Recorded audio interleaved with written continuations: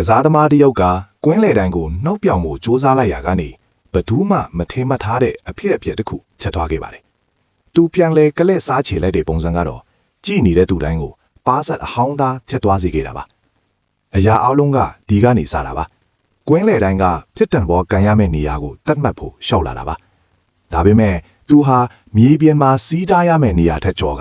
ကစားသမားရဲ့ဘောလုံးကန်ဖနက်ပေါ်ကိုအမြုပ်တွေဖြန်းချမိလိုက်ပါတယ်။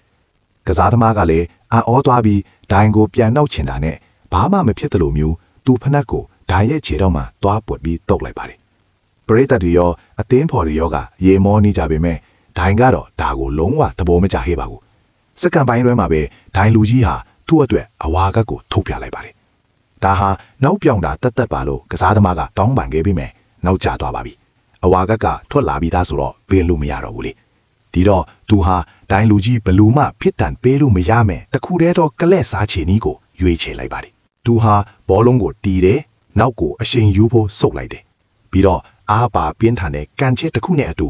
ဂိုးရဲ့ထောင်းဖြတ်ထဲကိုအလန်းစားကန်တွင်းယူလိုက်ပါတယ်။တကွင်းလုံးငင်းကျသွားစေတဲ့အထိလွတ်ပါလွတ်တဲ့ဂိုးတကိုးပေါ့။နောက်ပြောင်မှုကြောင့်အဝါကပြင်ခန်းရမှုနဲ့တဲမာမှုဗီအားလုံးဟာအဲ့ဒီဂိုးနဲ့အတူပျောက်ကွယ်သွားခဲ့ပါတယ်။ကဲပရိသတ်ကြီးကိုမေးပါရစေ။ဒီနေရာမှာဒိုင်လူကြီးကအဝါရောင်ကတ်ပြတာမှန်ကန်ရဲ့လားဒါမှမဟုတ်ဒိုင်ကပဲအကဲပေါ်သွားတာလားကောမန့်မှာပြောခဲ့ကြပါဦး